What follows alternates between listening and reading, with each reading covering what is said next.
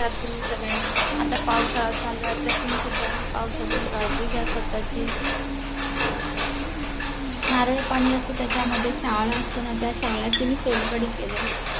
Generally आपण ओलं खोबऱ्याची करतो, पण मी म्हटलं आता तर पावसात ओलं खोबरं बाहेर जाऊन आणायला शक्य नव्हतं, म्हणून शाळात होतं माझ्या घरामध्ये नारळ पाणी आणलं, त्यामुळे तर त्या शाळाची मी सोलकढी केलेली आहे. तर खरंच खूप भारी लागते. तुम्हाला जर कधी खायचा कंटाळा आला असेल, जाड खोबरं असेल थोडं, तर तुम्ही अशी सोलकढी करू शकता.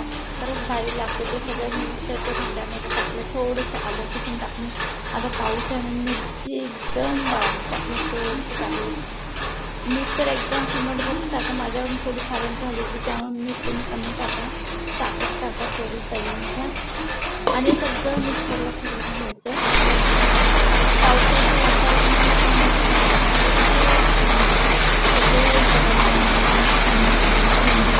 कधी मोठा पण करतो. ते सगळं मिक्सरला लावून घेतल्यानंतर पाणी घालायचं थोडंसं, आणि असं सगळं छान तिथे गाळून घ्यायचं.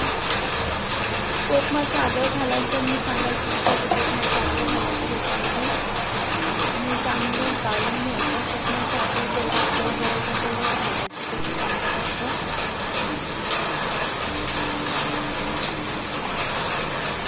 आणि ते घट्ट होतं. जरी जास्त पातळ झाल्यानंतर ते नंतर असं एकजीव होतं, ते खोबरं आणि हे सगळं एकजीव होतं नारळाचं, आणि त्यामध्ये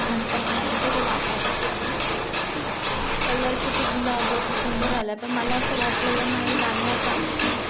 मी ट्राय केलं होतं खरं म्हटलं तर, पण मी ट्राय केलं पण खरंच चांगलं लागतं म्हणून तुमच्यासाठी शेअर करते. आता आपण उन्हाळ्यात थंडगार पितो, आता पावसामध्ये आपण अगदी नॉर्मलच पिऊ शकतो.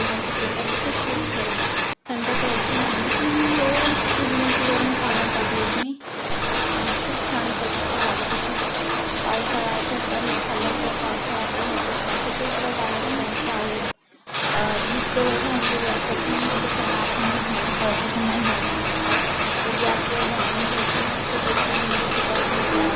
कांदा लसूण चटणी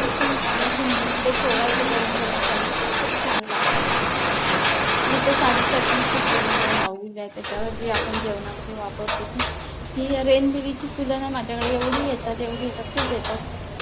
खूप छान वाटतं बघायला.